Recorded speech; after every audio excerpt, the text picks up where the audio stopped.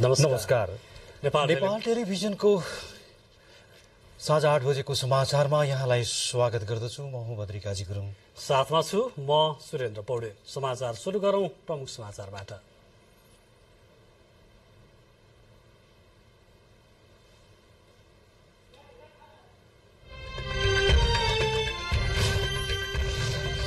आगामी आर्थिक वर्षका लागि 17 खर्ब 51 अर्ब 31 करोड रुपैयाँ बराबरको बजेट प्रस्तुत। चालुतर्फ 65.20% र पुँजीगततर्फ 17.25% बजेट विनियोजन। आगामी आर्थिक वर्षको बजेटमा पूर्वाधार विकास मुख्य प्राथमिकतामा। यातायात पूर्वाधारका साथै रेल र सुरुङ मार्ग निर्माणका लागि बजेट विनियोजन। कृषि उत्पादनमा आधारित अनुदान दिने व्यवस्था सहित बजेट प्रस्तुत। स्वदेशमै रासायनिक मलको कारखाना खोल्ने नीति। कृषि क्षेत्रको उत्पादन वृद्धि सरकारको प्राथमिकतामा। जनता अधिकार सम्पन्न र स्वतन्त्र भएको ऐतिहासिक दिनको रूपमा गणतन्त्र दिवस मनाइयो। गणतन्त्रको विकल्प सुदृढ गणतन्त्र नै भएको प्रधानमन्त्री प्रचण्डको भनाई। आफ्नो आसन्न भारत भ्रमण ऐतिहासिक हुने प्रधानमन्त्रीको भनाई। भ्रमणका क्रममा ऊर्जा, विद्युत व्यापार, सुक्खा बन्दरगाह निर्माण लगायतका विषयमा छलफल हुने जानकारी। टर्कीमा भएको दोस्रो चरणको राष्ट्रपतीय निर्वाचनमा वर्तमान राष्ट्रपति एर्दोगान नै पुनः निर्वाचित। निर्वाचनमा धाँधली भएको विपक्षी उम्मेद्वारको आरोप। र आइसिसी विश्वकप छनौटका लागि रोहित पौड्यालको कप्तानीमा राष्ट्रिय क्रिकेट टोलीको घोषणा। जिम्बाब्वेमा आयोजना हुने छनौटका लागि नेपाली टोली बुधबार त्यसतर्फ प्रस्थान गर्ने।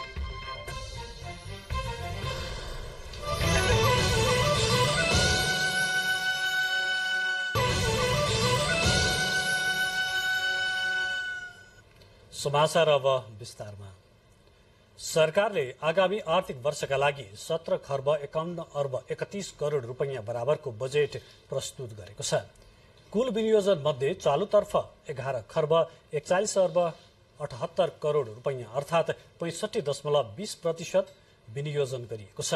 पुँजीगततर्फ 3 खर्ब 2 अर्ब 7 करोड अर्थात् 17.25% र वित्तीय व्यवस्थापनतर्फ 3 खर्ब 7 अर्ब 45 करोड रुपैयाँ अर्थात् 17.55% रहेको छ। यो खर्च अनुमान चालु आर्थिक वर्षको विनियोजनको तुलनामा 2.37%ले कम र संशोधित अनुमानको तुलनामा 16.37%ले बढी हो। कुल विनियोजनमा प्रदेश र स्थानीय तहमा वित्तीय हस्तान्तरण मार्फत 4 खर्ब 8 करोड रुपैयाँ विनियोजन गरिएको छ। आगामी आर्थिक वर्षका लागि अनुमान गरिएको खर्च बेहोर्ने स्रोत मध्ये राजस्वबाट 12 खर्ब 48 अर्ब 62 करोड रुपैयाँ र वैदेशिक अनुदानबाट 49 अर्ब 94 करोड रुपैयाँ हुने अनुमान गरिएको छ। कमी हुने 4 खर्ब 52 अर्ब 75 करोड रुपैयाँ पूर्ति गर्न वैदेशिक ऋणबाट 2 खर्ब 12 अर्ब 75 करोड रुपैयाँ जुटाइनेछ।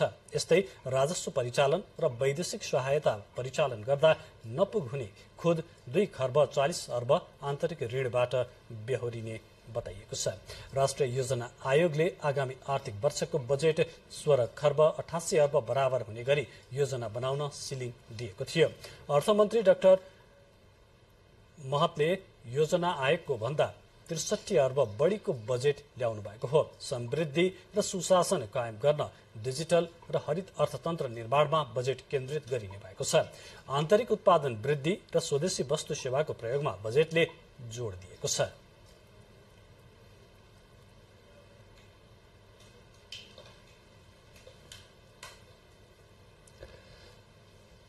सरकारले आगामी आर्थिक वर्षको बजेटमा ठूला आयोजनाहरूलाई प्राथमिकता दिँदै खुद्रा साना आयोजनाहरूलाई हटाउने नीति लिएको छ। यस्तै पर्यटन क्षेत्रलाई उच्च प्राथमिकता दिँदै पर्यटन पूर्वाधारहरूको विकासमा जोड दिएको छ।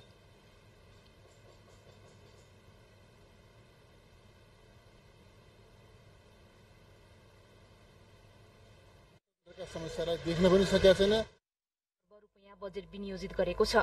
बजेटमा गुणस्तरीय शिक्षामा आम नागरिकको पहुँच बढाई, कृषिजन्य प्रयोगात्मक शिक्षालाई जोड दिएको छ। सोमबार आगामी आर्थिक वर्षको बजेट सार्वजनिक गर्नुहुँदै अर्थमन्त्री डाक्टर प्रकाश शरण महतले सामुदायिक विद्यालयमा दिवा खाजा खर्च कार्यक्रमका लागि 8 अर्ब 45 करोड़ विनियोजन गरिएको बताउनुभयो। विद्यालयमा जंक फूड खान नदिने र स्थानीय तथा रैथाने कृषि उपजबाट तयार गरिएको पौष्टिक आहारलाई प्राथमिकता दिइने बताइएको छ। जस कार्यक्रमबाट 32 लाख बालबालिका लाभान्वित हुने अर्थमन्त्री महतले बताउनुभयो। शिक्षक लाइसेन्सको परीक्षामा जुनसुकै विषय पढेका व्यक्तिहरूले पनि सहभागी हुन पाउने भएका छन्। यसअघि शिक्षा विषय पढेकाहरूले मात्र शिक्षक लाइसेन्सको परीक्षा दिन पाउँथे। अर्थमन्त्री डाक्टर महतले आधारभूत तहका शैक्षिक योग्यता शिक्षकलाई माथिल्लो तहको रिक्त दरबन्दीमा समायोजन तथा स्तरोन्नति गरिने बताउनु भएको छ। यसैगरी खुल्ला प्रतिस्पर्धाबाट प्रधानाध्यापक छनौट गर्न स्थानीय तहलाई प्रोत्साहित गर्ने सरकारले जनाएको छ। शिक्षाको गुणस्तरका लागि विद्यालय स्रोत केन्द्रलाई नयाँ स्वरूपमा पुनर्स्थापना गरी शिक्षण अवलोकन, नमूना शिक्षण, पुनः तार्जगी लगायतका कार्यक्रम सञ्चालन गरिनेछ। यता सरकारले स्वास्थ्य क्षेत्रतर्फ 83 अर्ब 79 करोड़ विनियोजन गरेको छ। सरकारले 98 प्रकारका औषधि, खोप लगायतका आधारभूत स्वास्थ्य सेवा निशुल्क उपलब्ध गराउने भएको छ। मुलुकभरका 6743 वडाका आधारभूत स्वास्थ्य सेवा केन्द्रबाट यो सुविधा लिन सकिने जनाएको छ। औषधि, खोप लगायतका आधारभूत स्वास्थ्य सेवा निशुल्क उपलब्ध गराउन 1 अर्ब 28 करोड़ विनियोजन गरेको आगामी आर्थिक वर्ष 2080-81 का लागि बजेट प्रस्तुत गर्दै अर्थमन्त्री डाक्टर महतले जानकारी दिनुभयो। कार्यक्रम अन्तर्गत स्वदेशमा नै उत्पादित औषधि खरिद गर्न प्राथमिकता दिइने समेत बताइएको छ। सरकारले वीर अस्पतालको बर्न वार्डलाई बर्न सेन्टर बनाउने भएको छ। अस्पतालको बर्न वार्डलाई विकास गरी सुविधा सम्पन्न बर्न सेन्टरको रूपमा विकास गर्ने बताउनु भएको छ।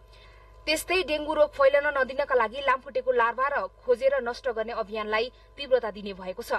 यस्तै कालाजार र हात्तीपाइले कीटजन्य रोगको रोकथाम गर्न रकम विनियोजन गरिएको मन्त्री डाक्टर महतले बताउनुभयो। सरकारले सबै संघीय अस्पतालबाट मृगौला प्रत्यारोपण गर्ने घोषणा गरेको छ। स्वास्थ्य उपचारका लागि सरकारले विगतमा दिँदै आएको अनुदानलाई निरन्तरता दिने र स्वास्थ्य बीमालाई पनि निरन्तरता दिने बताइएको छ। त्यस्तै पाठेघरको क्यान्सर विरुद्धको HPV खोप दिने भएको छ। अर्थमन्त्री महतका अनुसार 9 देखि 15 वर्षसम्मका बालिकालाई HPV खोप दिने बताउनु भएको छ। स्तन क्यान्सरको निशुल्क परामर्श र उपचार सेवा विस्तार गरिने बताइएको छ। सबै संघीय अस्पतालमा बाजुपन निसन्तानको उपचार सेवा विस्तार गरिने उहाँले बताउनुभयो। शहीद गंगालाल हृदय रोग केन्द्र अत्याधुनिक ब्लड केन्द्र स्थापना गरिने भएको छ। महतले अत्याधुनिक ब्लड केन्द्र स्थापना गरिने जानकारी दिनुभयो। मुलुकको आर्थिक रूपान्तरणका लागि डिजिटल अर्थतन्त्रलाई प्रवर्धन गरिने भएको छ। डिजिटल बैंकको स्थापना, सूचना प्रविधि उद्योगको प्रवर्धन तथा आर्थिक क्रियाकलापमा इन्टरनेट, मोबाइल एप्लिकेशन र अन्य नेटवर्कको प्रयोगलाई बढ़ावा दिने बताउनु भएको छ।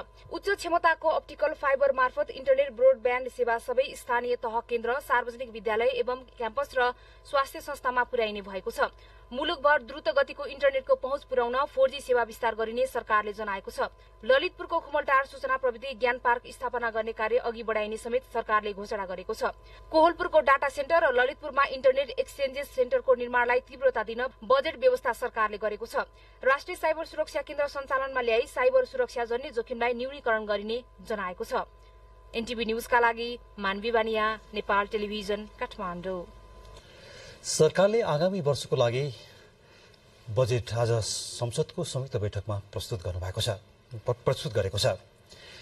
अर्थमन्त्री डाक्टर प्रकाश शरण महतले संसदको संयुक्त बैठकमा प्रस्तुत गर्नुभएको बजेटको विषयलाई लिएर अहिले विभिन्न राजनीतिक दलका नेता, उद्योगी व्यवसायी तथा अर्थविदहरूले आफ्नो प्रतिक्रिया दिइरहनु भएको छ र यसै विषयमा हाम्रा सहकर्मी श्वेता सिन्हा विभिन्न राजनीतिक दलका नेता, अर्थशास्त्री तथा उद्योगी व्यवसायले दिनुभएको प्रतिक्रिया लिँदै हुनुहुन्छ। अब हामी त्यहाँको प्रत्यक्ष प्रसारणतर्फ यहाँलाई जोड्दैछौँ। श्वेताजी,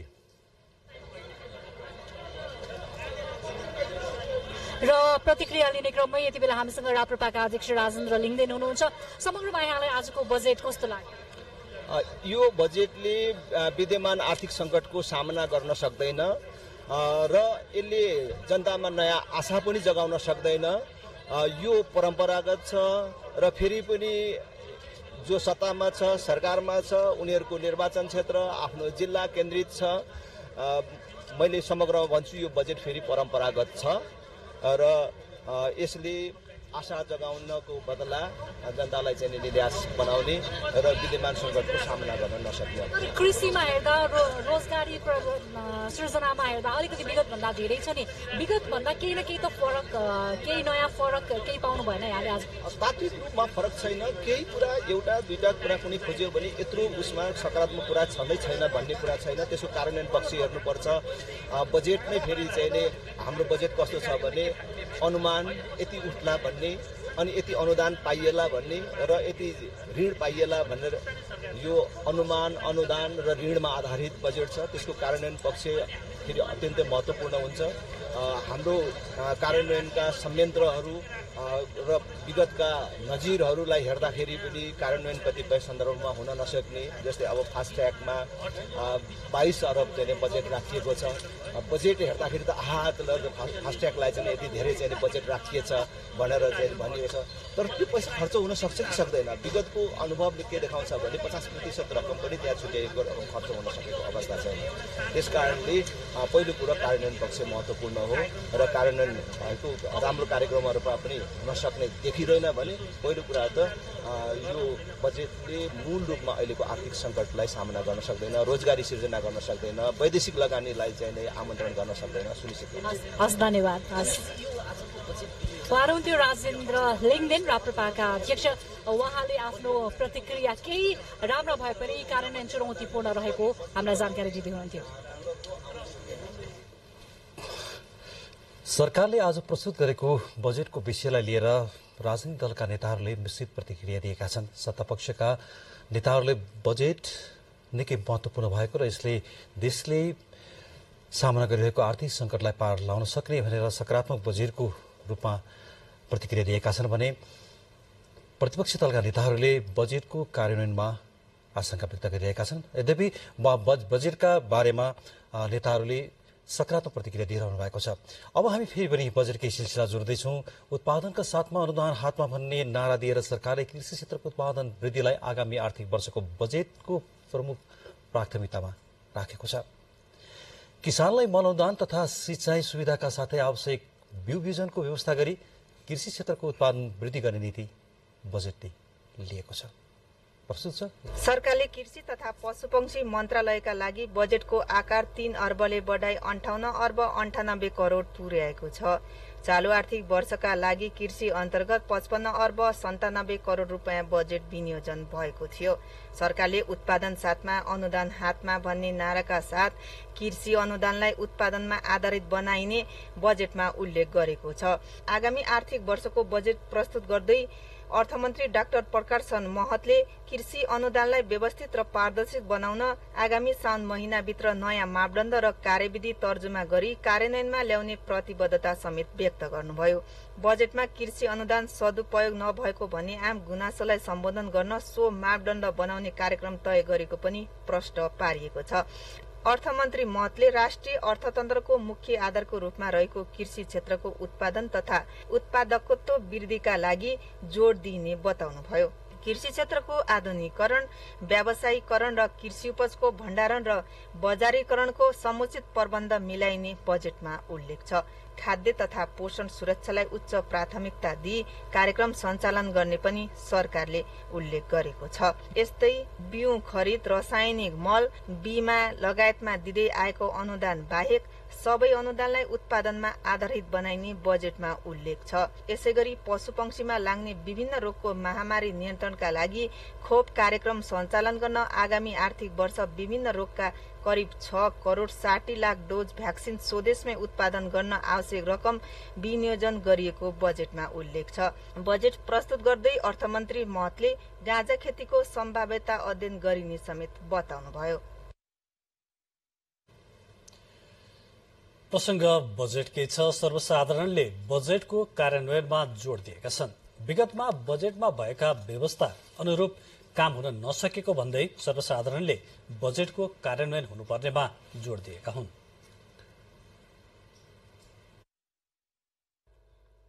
सोमबार बजेट भाषण भइरहेको बेला नेपाल टेलिभिजनको टिम सर्वसाधारणको बजेटबारे धारणा बुझ्नका लागि फिल्डमा निस्कियौं। चिया पसलदेखि हरेक व्यवसायी र युवाहरूले बजेट भाषणलाई चासोका साथ हेरिरहेको हामीले पायौं। समग्रमा मिश्रित प्रतिक्रिया दिएका उनीहरूलाई बजेटले थोरै मात्रामा भए पनि आशा जगाएको बताएका छन्। कतिपयले आर्थिक मन्दीले व्यवसाय नै धरापमा पर्ने चिन्ता भइरहेको बेला बजेट व्यवसायीहरूको पक्षमा रहेको प्रतिक्रिया दिएका छन्। खासै भिन्नता देखिँदैन, तर विशेष गरेर कृषि क्रान्ति गरौँ भन्ने जुन एउटा चाहिँ युवाहरूको नारा छ त्यो नारालाई विशेष प्राथमिकता छ। जनमुखी बजेट जस्तो लाग्छ मलाई चाहिँ होइन। अर्को कुरा तपाईँको के गरेछ भने चाहिँ अब यो अहिले एउटा गाँजा सम्बन्धीको नि प्रावधानलाई चाहिँ अगाडि बढाउने कुरा गरेछ नि, त्यो पनि कमसेकम देशलाई क्रान्ति हुने काम हुन्छ भने चाहिँ त्यसले चाहिँ राम्रो गर्छ नि। यो बजेट राम्रो छ होइन, अनि त्यसको लागि अब सरकारले हाम्रो लागि पनि राम्रो गरिदियोस् अनि ब्याज दर घटाओस्, व्यापार राम्रो होस्। अहिले त आर्थिक मन्दी हामीलाई दिएको छ, यस्तो स्थितिमा त मासिनै गाह्रो भएछ, कारोबार छैन। अहिलेको बजेट अनुसारले सबै युवालाई लक्षित पारेर बजेट बनाइएको छ। यो चाँडोभन्दा चाँडो कार्यान्वयन भएर यो फिल्डमै लागू भइहालोस्। बजेट हेर्दा जहाँसम्म बजेट चाहिँ ठिक छ, तर यो बजेट अनुसार जुन चाहिँ त्यसको कार्यान्वयन बाटो राम्रो हुनु पर्यो। जुन अब अहिले हाम्रो लाखौँ युवाहरू विदेशिएका छन्, ती युवाहरू नेपालमा रोक्न सक्नु पर्यो। उत्पादन सेक्टरमा अलि बढी काम गर्नु पर्यो। बजेटका हरेक बुदाबुदालाई चासोका साथ हेरिरहेका युवाहरूले भने बजेट जनमुखी भएको बताए पनि कार्यान्वयनमा शंका गरेका छन्। बजेट पर्यटन र कृषिमा आधारित भएर आएको भन्दै खुशी व्यक्त समेत गरेका छन्। बजेट कार्यान्वयन भएको खण्डमा यसले विदेशी भूमिमा रहेका 50 लाख भन्दा बढी युवाहरूलाई केही मात्रामा भए पनि स्वदेश फर्काउन मद्दत पुग्ने युवाहरूको भनाइ छ। मान्छेमा खालको निराशा छ कि, तर आज यो बजेट आइरहँदाखेरि यो निराशालाई चिर्ने गरिकन केही आउँछ कि भन्ने आश हरेक नेपालीमा छ। आर्थिक मन्दी अहिले समस्त विश्वमै व्याप्त छ, त्यो अनुरूप नेपालमा पनि केही हदसम्म परेको छ होइन। त्यसमा सरकारको ध्यान चाहिँ एकदमै कम छ। अहिले जुन स्थितिमा छ नेपाल, त्यो स्थितिभन्दा तल चाहिँ नखसियोस्। अब यसलाई टिकाएर चाहिँ नि माथि समृद्धिको यात्रा तय होस् भन्न चाहन्छु। समग्रमा मैले बजेट सुन्दाखेरि यसलाई कार्यान्वयन गर्नलाई सरकारले जुन अर्थमन्त्रीज्यूले ल्याउनु भएको बजेटलाई कार्यान्वयन गर्नलाई जोड दिनुपर्छ। खर्च र 21-22 जुन संस्थानहरूलाई उसले चाहिँ अहिले चाहिँ खारेज गरेको छ नि, सबभन्दा उत्कृष्ट हो। आयोजना प्रमुख चाहिँ नि आयोजना सम्पन्न नहुन्जेल फेर्न नपाउने जुन निर्णय गरेको छ यो स्वागत योग्य छ। अहिलेको यो बजेट कार्यान्वयन गर्नलाई अलिक चुनौती छ। सरकारले दुष्टपूर्वक लाग्यो भनेदेखि नहोला, कार्यान्वयन नहोला भन्न सकिन्न। सरकारले आर्थिक वृद्धि दर हासिल गर्ने मूल लक्ष्यका साथ बजेट ल्याएको छ। सामाजिक रूपान्तरण सहित कृषि, पर्यटन र पूर्वाधार विकास गर्ने विशेषता सहितको बजेट सार्वजनिक गरिएको हो। बजेटले विभिन्न नयाँ नाराहरू पनि ल्याएको छ।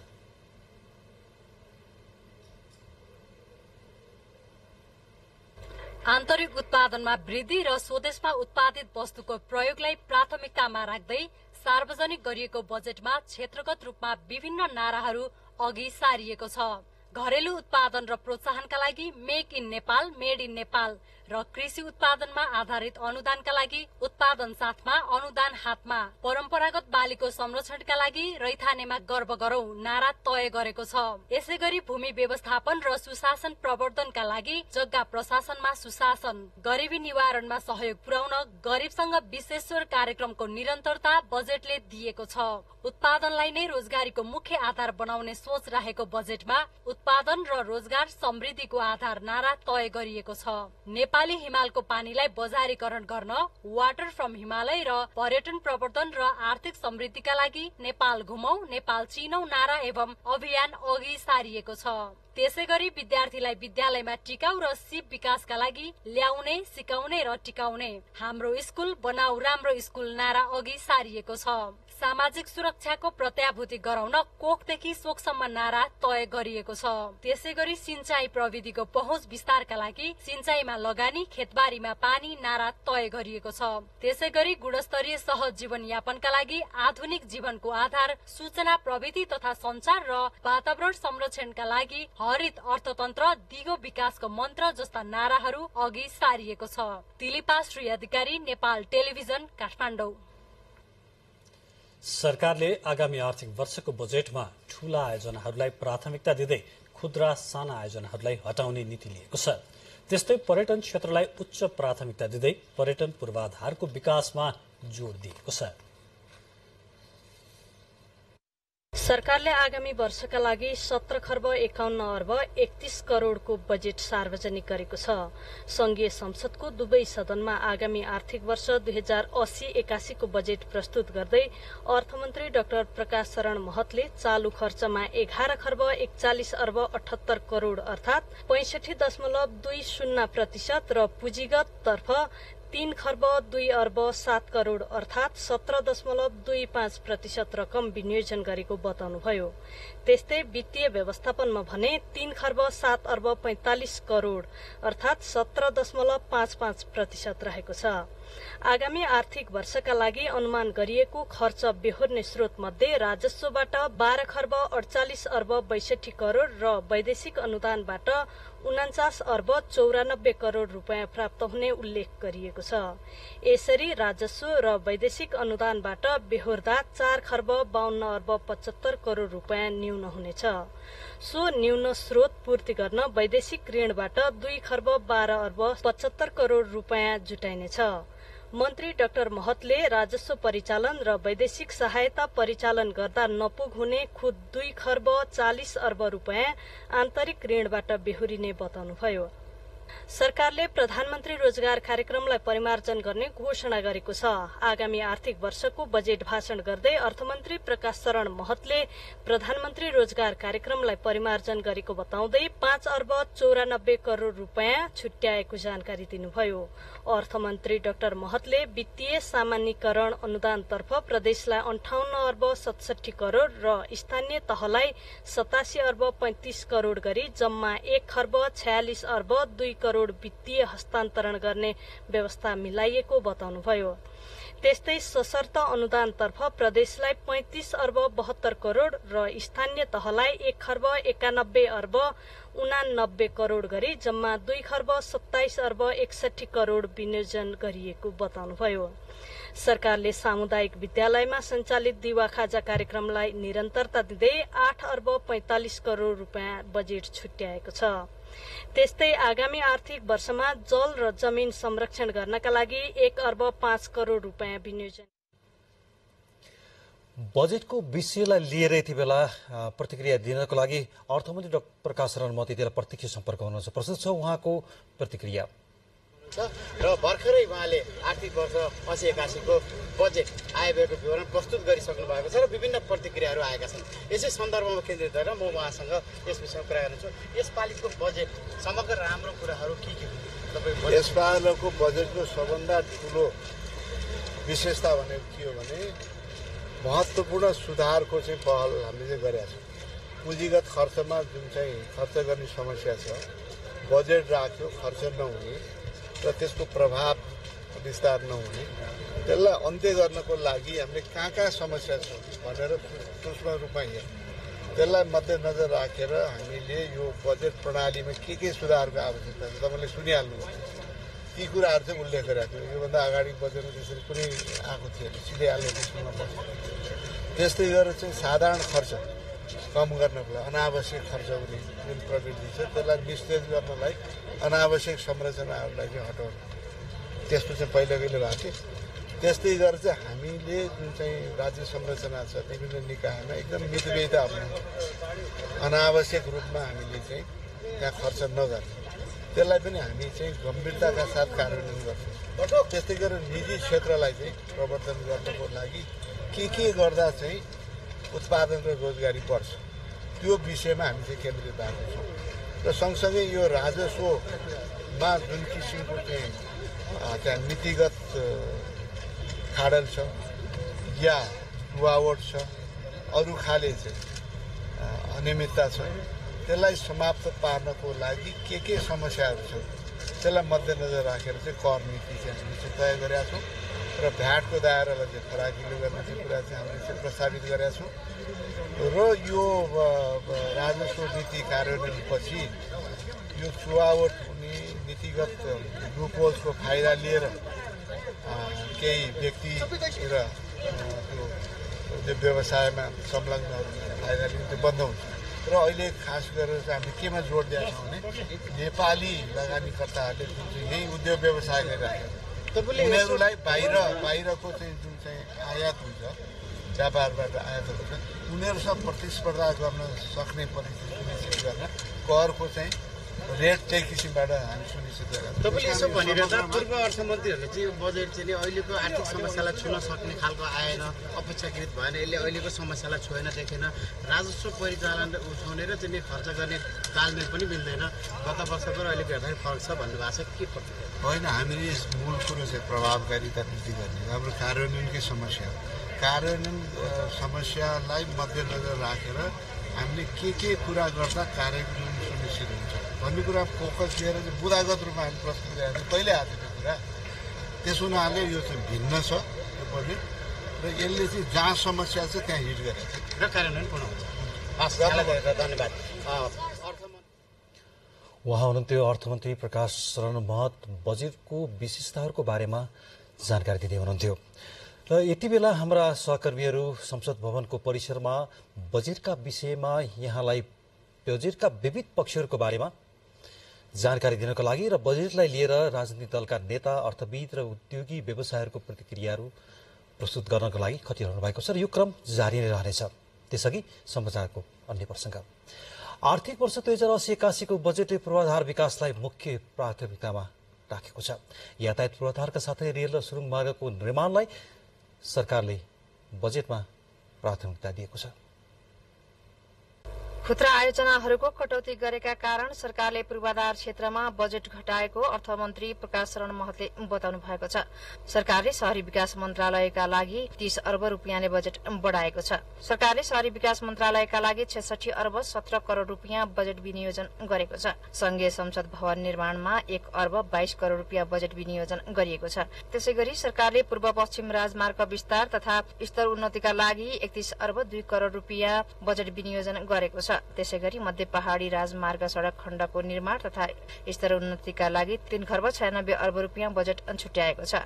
त्यसैगरी हुलाकी राजमार्गका लागि 3 अर्ब 49 करोड़, मदन भण्डारी राजमार्गका लागि 2 अर्ब 41 करोड़ रुपियाँ बजेट विनियोजन गरिएको छ। त्यसैगरी राष्ट्रिय सड़क सञ्जालका लागि 97 करोड़ रुपियाँ बजेट विनियोजन गरिएको छ। सरकारले 1 वर्षमा 900 मेगावाट विद्युत उत्पादन गरेर 2 वर्षभित्र 100% जनसंख्यामा विद्युतको पहुँच पुर्याउने घोषणा गरेको छ। 78 अर्ब 45 करोड़ रुपियाँ बजेट विनियोजन गरेको छ। यो वर्ष 12 अर्ब 35 करोड़ रुपियाँ ऊर्जा क्षेत्रका लागि बजेट घटेको छ। गत वर्ष सरकारले ऊर्जा क्षेत्रका लागि 75 अर्ब 10 करोड़ रुपियाँ बजेट विनियोजन गरेको थियो। कमला अरियाल, नेपाल टेलिभिजन, काठमाडौँ। समाचारको क्रम जारी नै रहनेछ। त्यसअघि छोटो विज्ञापन।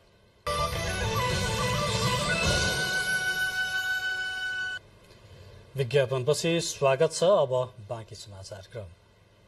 जनता अधिकार सम्पन्न र स्वतन्त्र भएको ऐतिहासिक दिन आज जेठ 15 गते। 15 वर्ष अघि आजका दिन गणतन्त्र स्थापना भएको महान उत्सवका रूपमा मुलुकभर विविध कार्यक्रमको आयोजना गरी आज 16औं गणतन्त्र दिवस मनाइयो। 238 वर्ष पुरानो राजतन्त्रात्मक शासन व्यवस्थाको अन्त्य गरी संघीय लोकतान्त्रिक गणतन्त्रात्मक व्यवस्थाको स्थापना गरिएको ऐतिहासिक दिनको सम्झनामा गणतन्त्र दिवस मनाउने गरिएको हो। नेपालको अन्तरिम संविधान 2063 को धारा 159 बमोजिम गणतन्त्र कार्यान्वयन सम्बन्धी प्रस्ताव बहुमतले पारित गरे घोषणा गर्दछु।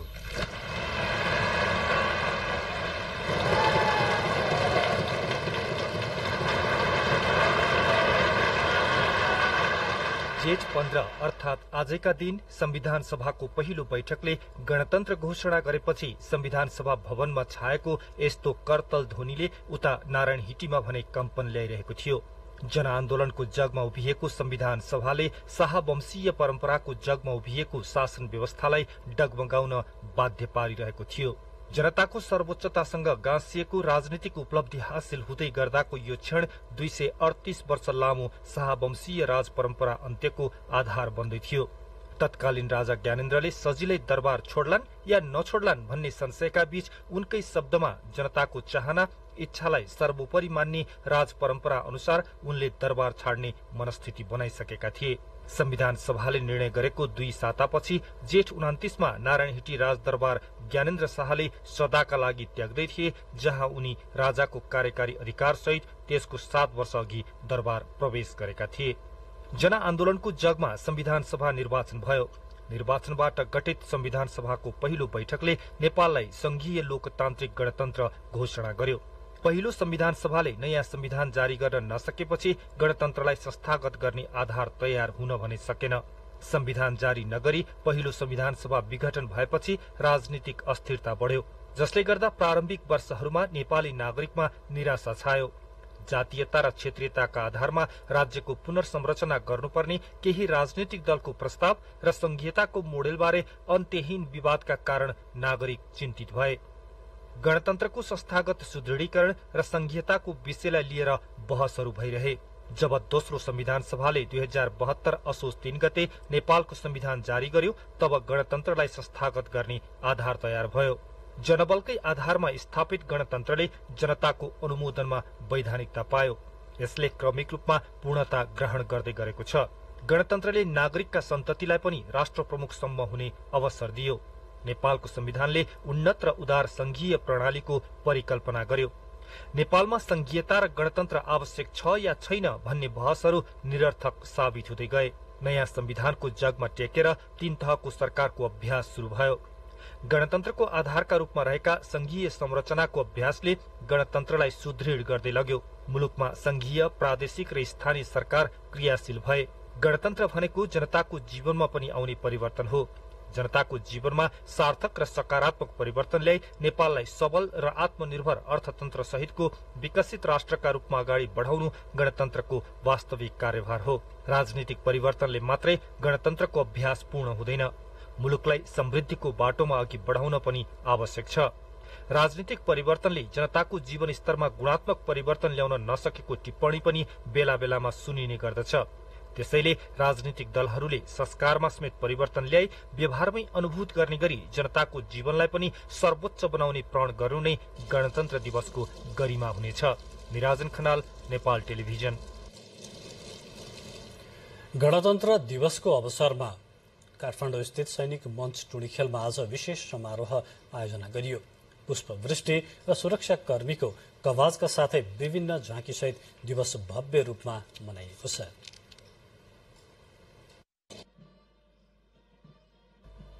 महान उत्सवका रूपमा मुलुकभर विविध कार्यक्रमको आयोजना गरी 16औं गणतन्त्र दिवस मनाइयो। गणतन्त्र दिवसको अवसरमा सैनिक मञ्च टुँडीखेलमा विशेष समारोहको आयोजना गरियो। पुष्पवृष्टि र सुरक्षाकर्मीको कवाजका साथै विभिन्न झाँकी सहित दिवस भव्य रूपमा मनाइएको हो। समारोहमा राष्ट्रपति रामचन्द्र पौडेल, उपराष्ट्रपति रामसहाय प्रसाद यादव, प्रधानमन्त्री पुष्पकमल दाहाल प्रचण्ड लगायत संवैधानिक निकायका पदाधिकारी, नेपाल स्थित कूटनीतिक नियोगका प्रतिनिधिको उपस्थिति रहेको थियो। समारोहलाई सम्बोधन गर्दै प्रधानमन्त्री पुष्पकमल दाहाल प्रचण्डले गणतन्त्रको विकल्प सुदृढ गणतन्त्र नै भएको बताउँदै यसलाई अझै मजबुत बनाउनुपर्ने बताउनुभयो। साथै संविधान र कानूनमा रहेका सम्पूर्ण अधिकार जनताले प्रयोग गर्न नपाएसम्म गणतन्त्र दिगो नहुने बताउनुभयो। साथै जनताको जीवन स्तरमा सुधार गर्न सरकार प्रतिबद्ध रहेको पनि त्यसबखत उहाँले बताउनुभयो। संविधान र व्यवस्था अनुरूप सञ्चालित सरकार लगायत सबै पक्षको ध्यान अब गणतान्त्रिक व्यवस्थाका अभिष्ट पूरा गर्नतिर केन्द्रित हुनुपर्दछ र हुँदै पनि गएका छन्। यसको निम्ति हामीले गम्भीर आत्मसमीक्षा गर्दै नागरिक हक अधिकारको पूर्ण सुनिश्चितता गर्दै छोटो समयमा मुलुकलाई आर्थिक सामाजिक रूपमा एक सबल र समुन्नत राष्ट्र बनाई जनताको जीवन स्तरमा उल्लेखनीय सुधार ल्याउने हाम्रो प्रयासले क्रमशः आकार लिन थालेको छ। जननिर्वाचित पहिलो संविधान सभाबाट विक्रमसम्म 2065 जेठ 15 गते निरङ्कुश राजतन्त्रको विधिवत अन्त्य गर्दै नेपालमा संघीय लोकतान्त्रिक गणतन्त्रात्मक शासन व्यवस्थाको प्रारम्भ भएको घोषणा गरिएको थियो। जनआन्दोलन 2062-63 को जगमा गणतन्त्र घोषणा भएको दिनको स्मरणमा हरेक वर्ष जेठ 15 गते देशभर गणतन्त्र दिवस मनाइन्छ। 238 वर्ष पुरानो राजतन्त्रको अन्त्यसँगै देशमा गणतन्त्रको उदय भएको हो। गणतन्त्र प्राप्तिसँगै देश आर्थिक विकास र समुन्नतिको बाटोमा अघि बढ्ने, अधिकारका लागि आन्दोलन गर्नु नपर्ने, भ्रष्टाचार, अनियमितता र ढिला सुस्ती अन्त्य हुने, मुलुकमा विधिको शासन स्थापित हुने जस्ता आम अपेक्षा थियो। गणतन्त्र स्थापनाको 15 वर्ष बितिसक्दा पनि ती अपेक्षा पूरा हुन नसक्दा नागरिकमा निराशा भने छाएको छ। व्यक्ति गलत हुन सक्छन्, तर व्यवस्था गलत नभएकाले समयानुकूल सुधार गर्दै गणतन्त्रको उच्चतम प्रतिफल जनताले पाउने गरी काम गर्न गणतन्त्र दिवसका अवसरमा सरोकारवालाहरूले जोड़ दिनु भएको छ। क्यामेरामा विष्णुभक्त महर्जन, विनिता रिजाल र सोनुज महर्जनका साथ सुभद्रा गौतम, नेपाल टेलिभिजन, काठमाडौँ। प्रसंग फेरि पनि गणतन्त्र स्थापनासँगै मुलुक सामाजिक, आर्थिक र सांस्कृतिक रूपान्तरणको बाटोबाट अघि बढ्दैछ। लैंगिक समावेशिता र समानुपातिक प्रणालीको माध्यमबाट राज्यका हरेक निकाय, विविध समुदाय प्रतिनिधित्व सुनिश्चित भएको छ। सिंहदरबारको केन्द्रीकृत शासन व्यवस्था संघीयताको माध्यमबाट प्रदेश र स्थानीय तह मार्फत जनताको घर दैलोमा पुगेको छ। मुलुकमा गणतन्त्र स्थापनापछि यसैको जगमा टेकेर समानता र सामाजिक न्यायका क्षेत्रमा भएका उल्लेख्य प्रगति मध्ये समावेशिता र समानुपातिक प्रतिनिधित्व महत्वपूर्ण उपलब्धिको रूपमा रहेको छ। सामाजिक वा सांस्कृतिक दृष्टिले पछाडि पारेका महिला, दलित, आदिवासी जनजाति, मधेसी, थारू, मुस्लिम, उत्पीडित, विपन्न नागरिकको संरक्षण, सशक्तिकरणका लागि गरिएको आरक्षणका कारण राज्यका हरेक निकायमा समानुपातिक समावेशी उपस्थिति बढाएको छ। संघीय निजामती सेवामा मात्र करिब 25% जनशक्ति समावेशिताको माध्यमबाट पुगेको छ। गणतन्त्र स्थापनापछि निजामती सेवामा लागू गरिएको समावेशी क्लस्टरबाट मात्र 22,696 जना सेवामा प्रवेश गरेका छन्। पछिल्लो स्थानीय तहको निर्वाचनमा मात्र 41.2% महिला निर्वाचित भएका छन्। यस्तै अल्पसंख्यक, दलित, आदिवासी जनजाति र अपाङ्गता सीमान्तकृत वर्गको पनि उपस्थिति वृद्धि भएको छ। संघीय सदन र प्रदेश सभामा 33% महिलाका साथै समानुपातिक प्रतिनिधित्वको माध्यमबाट सबै वर्ग, क्षेत्र, जाति वर्गको सहभागिता सुनिश्चित भएको छ। लैंगिक समावेशी समानुपातिक प्रतिनिधित्वको आधार गणतन्त्रले सिर्जना गरेको मुख्य उपलब्धिको रूपमा रहेको छ। गणतन्त्रको जगमा संविधान सभाबाट जारी नेपालको संविधानले शिक्षा, आधारभूत स्वास्थ्य सेवा, सामाजिक सुरक्षा, रोजगारी लगायतका हकहरूलाई मौलिक हकको रूपमा राखेर ती हकहरूको व्यावहारिक कार्यान्वयनमा लगिएको छ। कुनै बेला सिंहदरबारमा केन्द्रित रहेको केन्द्रीकृत शासन व्यवस्था संघीयताको माध्यमबाट प्रदेश र स्थानीय तह मार्फत जनताको घर दैलोमा पुगेको छ। आफूले चुनेका जनप्रतिनिधि मार्फत स्थानीय आवश्यकतामा आधारित विकास योजना र पूर्वाधार निर्माणले गति लिएको छ।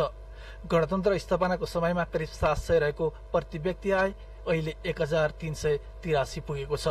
गणतन्त्र स्थापना हुनुभन्दा अघिल्लो वर्ष नेपालभर रहेका जिल्ला अस्पताल वा सोभन्दा ठूला अस्पतालको संख्या 102बाट बढेर 201 पुगेको छ। स्वास्थ्य सेवाका मुख्य आधारका रूपमा रहेका चिकित्सक डाक्टरको संख्या पनि सोही अवधिमा 1627बाट बढेर 30,133 पुगेको छ। यसलाई ठूलो उपलब्धिको रूपमा मान्न सकिन्छ। नेपालको सरदर आयु 64 वर्षबाट 72 वर्ष पुगेको छ। यस्तै 64 सालमा 61% रहेको साक्षरता दर हाल 76% पुगेको छ। देशको आर्थिक विकास र वित्तीय व्यवस्थापनका क्षेत्रमा यी थुप्रै सुधारका प्रयासहरू भएका छन्। सड़क, पुल, भवन, जलविद्युत, विमानस्थल, सिंचाई, नहर, केबुलकार, सुरुङमार्ग जस्ता पूर्वाधार निर्माणले देशको मुहार फेरिँदो छ। 28.6% रहेको निरपेक्ष गरिबी हाल 17.4%मा झरेको छ। त्यसो त गणतन्त्र स्थापनापछि मुलुकमा प्राप्त यी उपलब्धिहरू आफैमा पूर्ण भने होइनन्। गणतन्त्रले केवल शासन व्यवस्थाको परिवर्तनको कल्पना मात्र गर्दैन, बरु यसले जनताको जीवनस्तरमा परिवर्तन ल्याउनुपर्छ। तर गणतन्त्रले जनताको अपेक्षामा आशातीत सुधार र गुणस्तरमा परिवर्तन ल्याउन नसकेको अनुभव पनि गरिँदैछ। गणतन्त्र स्थापनाका बेला करिब 3 खर्ब रहेको सार्वजनिक ऋण अहिले 20 खर्ब नागेको छ। मुलुकमा देखिएको आर्थिक शिथिलताका कारण पछिल्लो समय राजस्व संकलनबाट चालू खर्च पनि धान्न नसक्ने अवस्था सिर्जना भएको छ। विकास खर्च गर्न नसक्ने अवस्था पछिल्ला वर्षहरूमा संस्कार जस्तै बनेको छ। बेरोजुको स्थिति हेर्ने हो भने कुल वार्षिक बजेटको आधा भन्दा बढी रकम बेरोजु भएको महालेखा परीक्षकको प्रतिवेदनले देखाएको छ। पछिल्लो यो परिदृश्यले देशको आर्थिक अनुशासन कमजोर बन्दै गएको पुष्टि गर्छ। 16औं गणतन्त्र दिवस मनाइरहँदा मुलुकमा आर्थिक सुशासन कायम गर्दै समृद्धिको बाटो समात्नुपर्ने चुनौती पनि उत्तिकै छ। राजेन्द्र पोखरेल, नेपाल टेलिभिजन। बुलेटिनमा बजेटका विभिन्न प्रसंगहरूसँगै अन्य थुप्रै समाचारहरू बाँकी नै छन्। त्यसअघि प्रमुख समाचार फेरि एकपटक।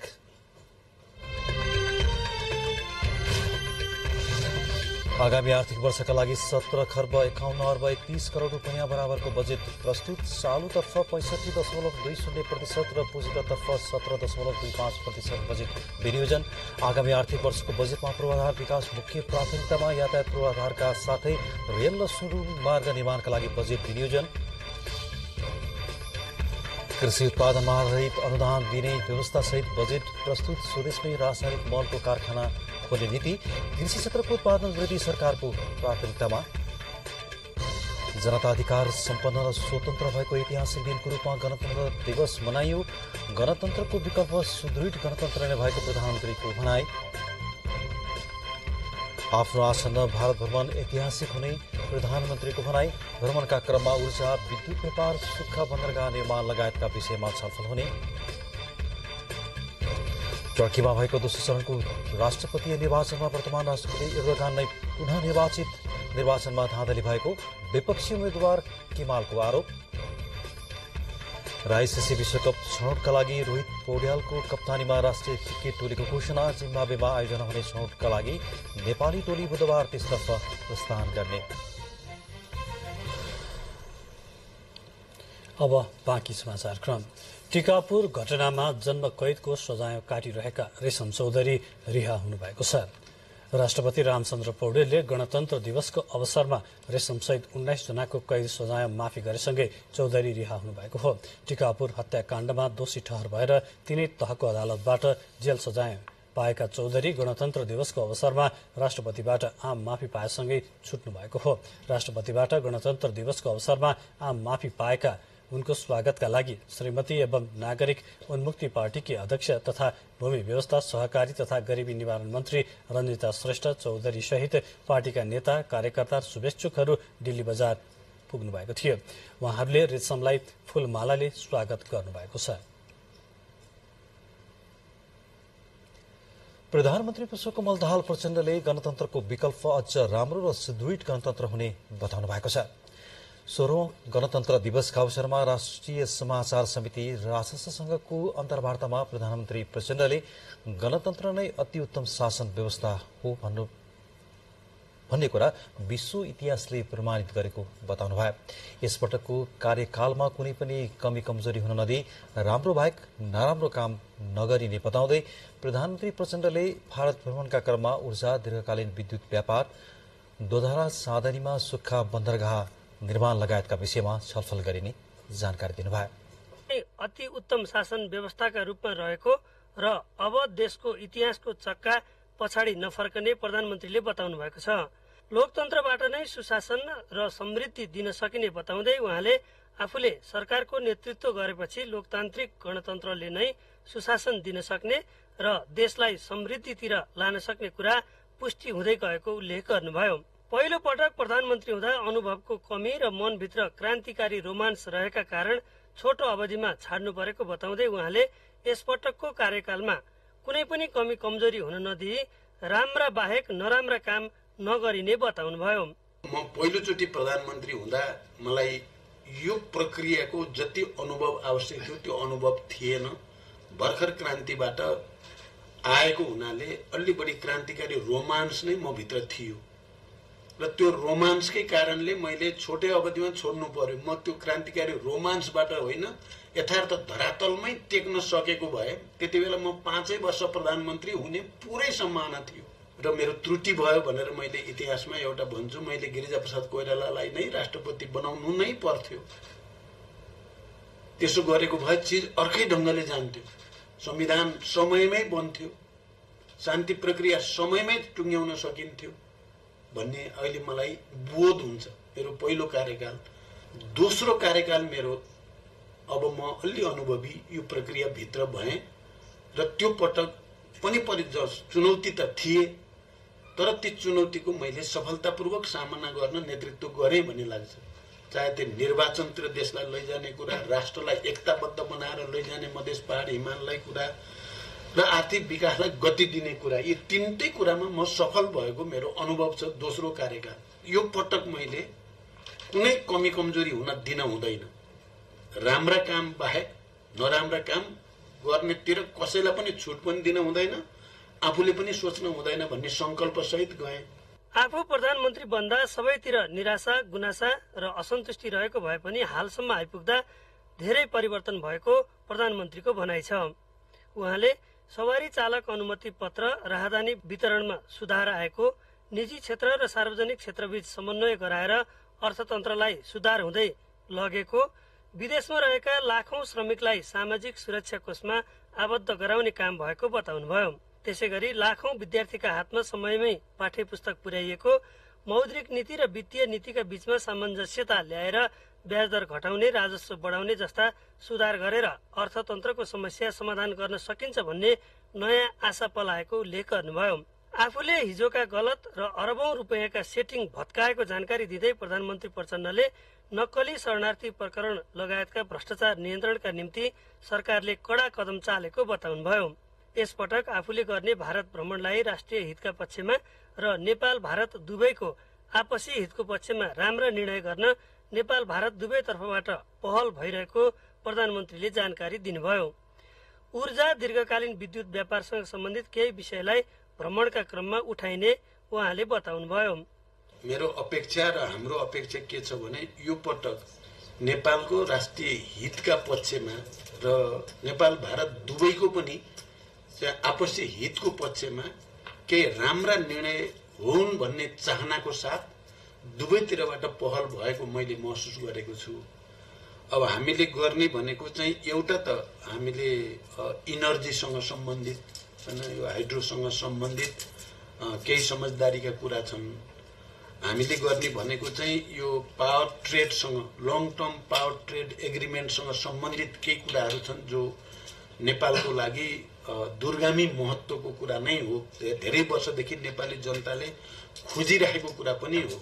भ्रमणका क्रममा व्यापार पारवहनसँग सम्बन्धित कुरा, दोधारा चाँदनीमा सुक्खा बन्दरगाह निर्माण लगायतका विषयमा पनि छलफल गरिने उहाँले बताउनुभयो। हवाई रूटबारे गम्भीर छलफल भइरहेको र यसपटकको भ्रमणबाट सकारात्मक वातावरण बन्ने अपेक्षा गरिएको प्रधानमन्त्री प्रचण्डले जानकारी दिनुभयो।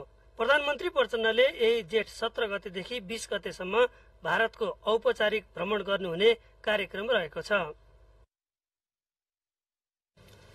समाचारको अन्य थुप्रै प्रसंग बाँकी नै छन्, त्यसअघि छोटो विज्ञापन।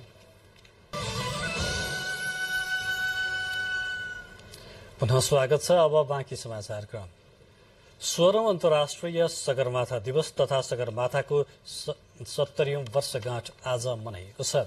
विश्वको सर्वोच्च शिखर सगरमाथामा पहिलो पटक सफल आरोहण भएको आज 70 वर्ष पुगेको छ। सन् 1953 मे 29 तारिक अर्थात् आजकै दिन तेन्जिङ नोर्गे शेर्पा र सर एडमन्ड हिलारीले पहिलो पटक सगरमाथामा आफ्नो पाइला राख्नु भएको थियो। दुई साहसी आरोही शेर्पा र हिलारीले सगरमाथा आरोहण गरेको दिनको स्मरणमा सरकारले हरेक वर्ष मे 29 लाई सगरमाथा दिवसका रूपमा मनाउने गरेको छ।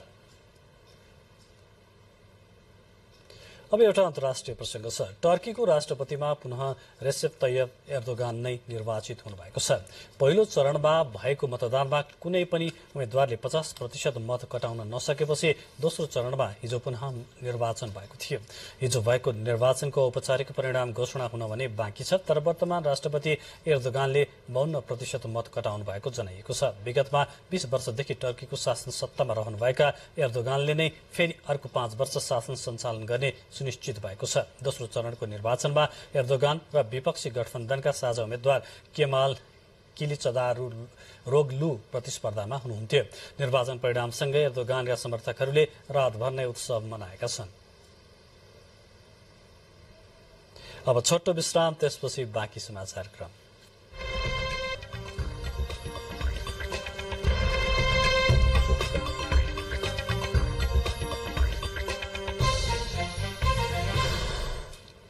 अब आर्थिक समाचार। नेपाल सरकारले सन् 2023 देखि सन् 2032 लाई पर्यटन दशकको रूपमा मनाउने घोषणा गरेको छ। अर्थमन्त्री डाक्टर प्रकाश शरण महतले संघीय संसद बैठकमा आज आर्थिक वर्ष 2080-81 को बजेट प्रस्तुत गर्दै नेपालको प्राकृतिक, धार्मिक, ऐतिहासिक तथा सांस्कृतिक सम्पदा लगायत पर्यटकीय स्थल र सेवाको अन्तर्राष्ट्रिय स्तरमा सघन प्रचार प्रसार गरिने बताउनुभयो।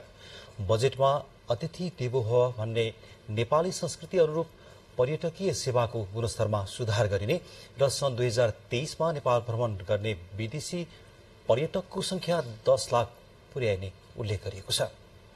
त्यस्तै मुलुकलाई सुरक्षित र आकर्षक पर्यटकीय गन्तव्यको रूपमा विकास गरिने पनि बजेटमा उल्लेख गरिएको छ भने पर्यटन प्रबन्धन र पूर्वाधार विकास गरी राष्ट्रिय अर्थतन्त्रमा पर्यटन क्षेत्रको योगदान वृद्धि गरिने समेत उल्लेख गरिएको छ। आधारभूत स्वास्थ्य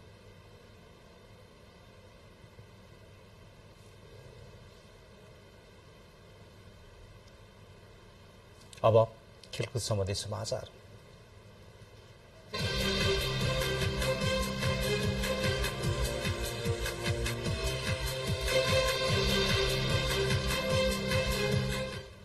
सरकारले स्वरोजगार बन्न चाहने खेलाड़ीहरूलाई सहुलियतपूर्ण कर्जा दिने भएको छ। सरकारले आज सार्वजनिक गरेको बजेट वक्तव्य मार्फत खेलाड़ीहरूलाई प्रोत्साहित गर्न पछिल्लो व्यवस्था गरेको हो। अर्थमन्त्री डाक्टर प्रकाश शरण महतले खेलाड़ीलाई स्वरोजगार बन्न चाहेमा युवा स्वरोजगार कोष मार्फत सहुलियतपूर्ण कर्जा प्रदान गर्ने व्यवस्था गरिने बजेटमा उल्लेख गर्नुभएको छ। यस्तै सरकारले त्रिभुवन विश्वविद्यालय क्रिकेट मैदानलाई अन्तर्राष्ट्रिय स्तरको क्रिकेट मैदानमा विकास गर्न पनि बजेट विनियोजन गरिएको छ। त्रिभुवन विश्वविद्यालय क्रिकेट मैदानलाई अन्तर्राष्ट्रिय स्तरको क्रिकेट रंगशालाको रूपमा विकास गर्दै थप 4वटा रंगशाला निर्माण गर्ने उल्लेख गरिएको छ। विराटनगरमा गिरिजाप्रसाद कोइराला क्रिकेट रंगशाला, बैतडीमा दशरथ चन्द क्रिकेट रंगशाला, कैलालीमा फाप्ला क्रिकेट रंगशाला र काठमाडौँमा सुवर्ण शमशेर क्रिकेट रंगशाला निर्माण गरिने सरकारले बजेट वक्तव्य मार्फत उल्लेख गरेको छ। प्रसंग खेलकुदकै छ। नेपाल क्रिकेट संघ क्यानले आईसीसी विश्वकप छनौटका लागि नेपाली राष्ट्रिय क्रिकेट टोलीको घोषणा गरेको छ। क्यानले रोहित पौड्यालको कप्तानीमा सन्दीप लामिछाने सहित 16 सदस्यीय टोली घोषणा गरेको हो। टोलीमा कुशल बुर्तेल, आसिफ शेख, ज्ञानेन्द्र मल्ल लगायतका नियमित खेलाड़ीहरू रहेका छन्। अर्जुन साउद र किशोर महतोले टोलीमा पुनरागमन गरेका छन्। जिम्बाब्वेमा आयोजना हुने छनौटका लागि नेपाली टोली बुधबार त्यसतर्फ प्रस्थान गर्नेछ। विश्वकप छनौट प्रतियोगितामा 10 टोलीको सहभागिता रहेको छ।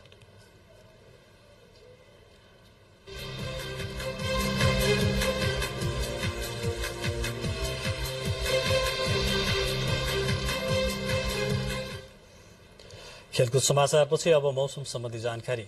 सुदूरपश्चिम प्रदेशका साथै कर्णाली, गण्डकी र कोशी प्रदेशका पहाड़ी भूभागमा आंशिक बदली रही देशका बाँकी भूभागमा आज राति आंशिक बदलीदेखि मौसम सामान्यतया सफा रहने मौसम पूर्वानुमान महाशाखाले जनाएको छ।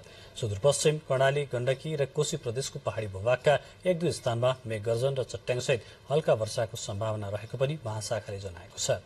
अब मौसम सम्बन्धी थप विवरण।